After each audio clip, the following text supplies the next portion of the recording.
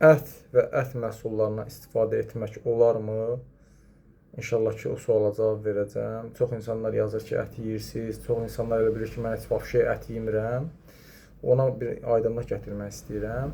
Mən sağlam həyat tərzi yaşamayanda gecə-gündüz ət yeyirdim. Yəni, o da ölü qidadır. Ətdə lift yoxdur. Özdə qatma qaşıq yeyəsən qidalarla, bu da lap pisdir. Amma indi mən ət yeməyini, məsələn, ayda 3-4 dəfəyə gətirmişəm. O da quz əti yeyərəm.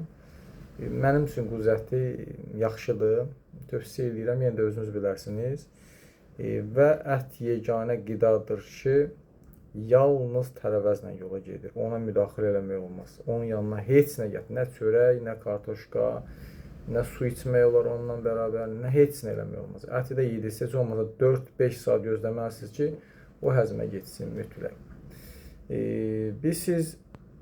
Mən həyatımdan şirniyyatı, ağ çörəyi, kalpası, saska, bu abur-cuburları çıxartmışam.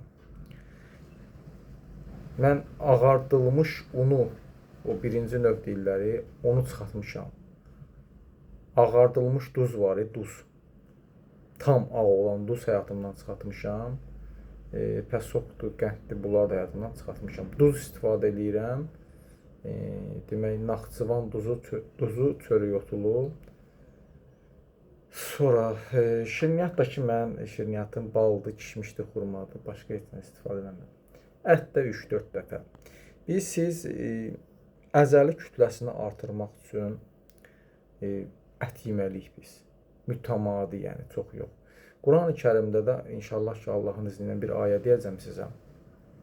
Rəbbimiz buyurur ki, Tur surəsi 22-ci ayədə buyurur ki, onlara arzuladıqları qədər meyvələrdən və ətdən bol-bol verəcəyik. Bu, Rəbbimizin sözüdür. Yəni, bizim üçün bunu buyurub.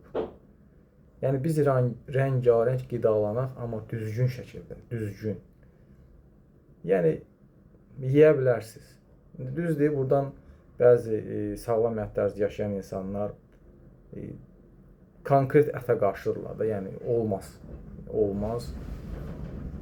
Yəni, olmaz, konkret olmaz, amma yox, mən yox. Mən deyirəm ki, dünyaya bir dəfə gəlmişik, rəngarəng qidalanaq, amma düzgün şəkildə. Bədəni yormadan düzgün şəkildə. Mütəmadi ət yeməli. Düzdür, əvvəllər mən əti tonla alırdım, yığırdım xaladenikə. Yəni, onu yavaş-yavaş yeyirdim, elə bir dünyanın axırıdır. Mən indi elə eləmirəm. Gedirəm, məsələn, ürəyim ət istəyəndə, gedirəm 1 kilo, yarım kilo alıram, bişirdik, yeyirik, qutardı, yedik. Xaladenikdə ət saxlamıram. İndi deyəcəklər ki, yox, belə şey olmaz, biz saxlayırıq, dədə-babadan belə olub, nə olur? Nə işə elə eləyirsinizsə eləyin, laf gözəl. Belə, Allah bütün xəstələrə şəfa versin, yardım eləsin. Özünüzdən müğayət olun. İnşallah yorumu da buradan qoyacam, oxuyarsınız özünüz. Yorum deyirəm, inşallah ayəni qoyacam ki, oxuyasınız. Rəbbimiz buyurub. Mən Rəbbim buyurubsa, mən də inşallah ki, Rəbbimin buyurduğu kimi ətdən, baldan, ürəklə istifadə edirəm. Deyirlər ki, məsələn, onkoloji xəstələrə, xərçəng xəstələr olmaz.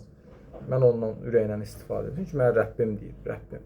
Belə, sağ olun, var olun, Allah bütün xəstələrə şəfa versin, yardım eləsin inşallah.